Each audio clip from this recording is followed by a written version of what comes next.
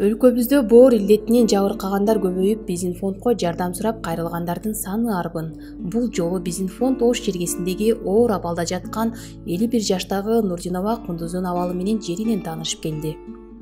Мен бул ооруну ушу 2 жыл мурун ооруп аттым эле. Азыр ичим ишип кетип, ошого байланыштуу Индияга пересадкага барыш керек болуп атат. Сиздерден кайрылуум. Сиздердин ушу 1 сом, 10 сом пулуңуздарга муктажбыз азыр.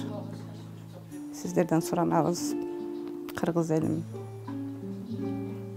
Сиздердин акчаңыздар, сиздер себепчи болуп калыңыздар. Сиздерге чоң рахмат алдынан. Нурдинова Кундуз 2 кыз 1 уулдун апасы. Ал учурда 2 диагноз менен жабыркайт. 2 жыл мурда Екатеринбургдагы дарыгерлер анын уйку безинде шишик бар деп рак деген диагноз коюшса, ал эми өлкөбүздөгү дарыгерлер жакында эле ага боордун гепатит С диагнозун коюшту. Мындай оор илдеттер менен ооруган мекендешибизге тез арада операция жасалыш керек. Ал үчүн $32.000 жакын каражат топтоо зарыл. Бирок мынчалык ири суммадагы каражатты тез аранын ичинде чогултуп, бул үй бүлө үчүн өтө кыйын болгондуктан жакындары коомчулуктан жардам сурайт. Мен Нурдинов Жаныбек, ушул ооруган менин аялым болот Нурдинова Кундуз. Урматтуу кыргыз элим, урматтуу эл журт, ушул мен сиздерден суранарым. Аялымдын ооруп калганына байланыштуу кичине ушул акчабыздын жетишпегендигинен ушул бүткүл кыргыз элине суранып атабыз. Ушул колдон келишинче ушул кайрылып коюңуздарды өтө суранабыз биз. Şu kızım ооруп kaldı. Kudayım şu del soluk bersin, hayırımdılık. Şu elim, jurtum barыңар şu kızıma hayırımdılık kılgıla. Şu baldar kızların ömrün berip, şuların günü küçün görsen. Daim şunda jakşılıkta uşakka varıp, bir sanama sakayı oynap gülüp gelsin. Şu kızımız, ecemiz jakşı bolup gelsin. 1 som bolsa dagı, 1000 som bolsa dagı şunu alıp jakşıların orup el menен belle basıp bire oynap жүрүшкө Allah atagısın.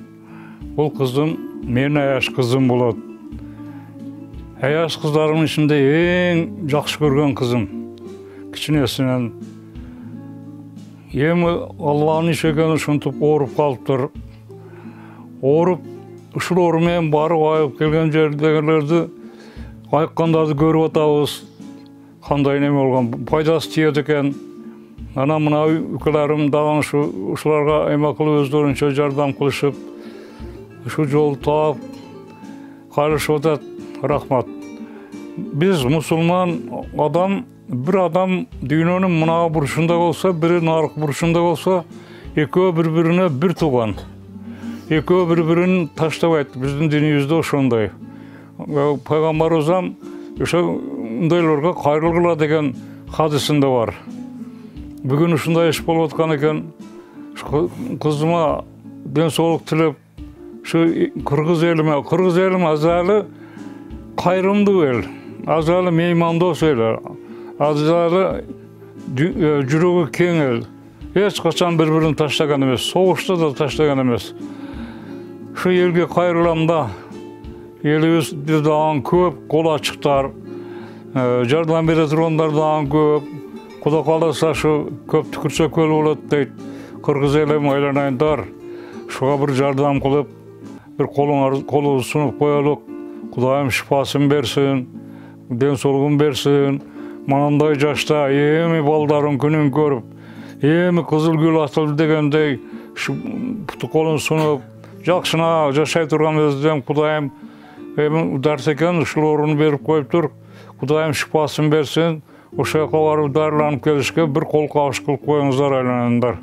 Менин атым Алима, мен эң чоң апамдын, эң чоң атамдын кыздарым болом. Биз 11 тууганбыз. Эң жакшынакай сиңдим айдай чепсемиз кыз эле. Мына Кудайдын берген мээнети экен, ушундай ооруп калды. Урматтуу кыргыз элим, айнанайын элдерим. Мен силерден суранам. Ушу сиңдиме кайрымдуулук кылып койгула, айнанайындар. Эч ким оорубасын, бардыгына шифа берсин, Алладан тилейбиз. Барып келгендердин баары сакайып атат экен. Ошолорду көрүп биз да сүйүнүп турабыз. Кудайдан тилейбиз айнанайындар. Мен атым Абдыкалил.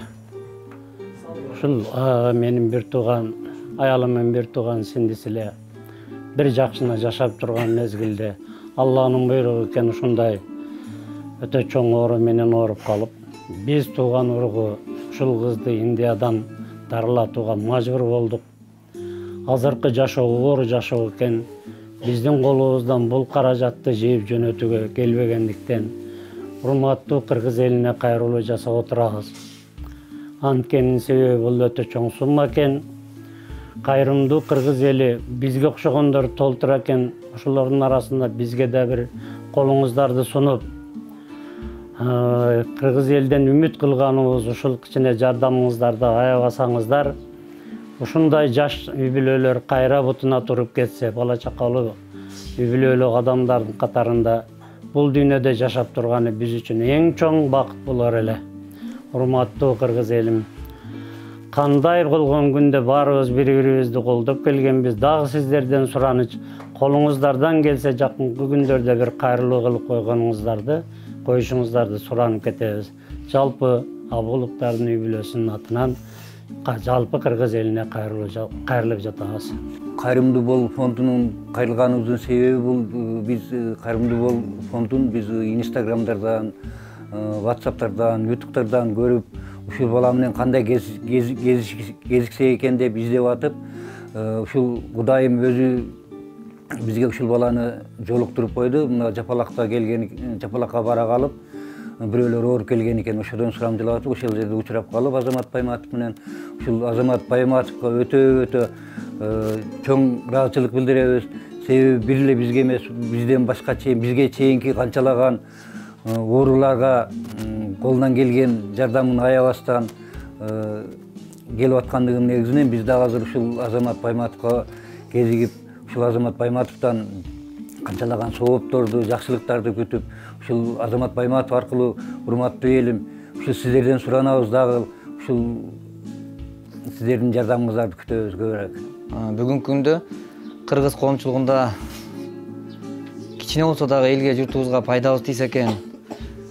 Бул Кудайдан берилген бизге кыска өмүр бар. Бирок ушул өмүрдө биздин жашоо өмүрүбүз татыктуу болсун деп, жана биздин ынтымагыбыз менен таттуу болсун деп биз аракетти жасап келебиз. Бул баарыңыздарга маалым.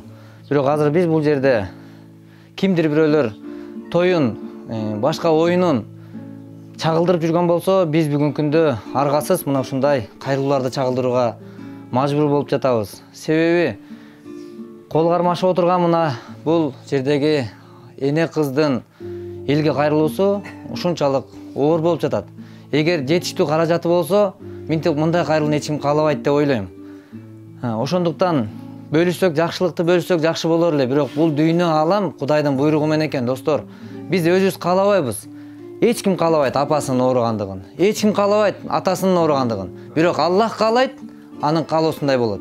Ошон үчүн Кудайдын сыноо дүйнөсүндө балким мына ушул жаткан эне, мына бизди жарык дүйнөгө алып келген эне, биз эмес пайгамбар алейхисалам дагы энени урматтагыла деп, бейшене таман астында деп айтып өттү дүйнөдөн.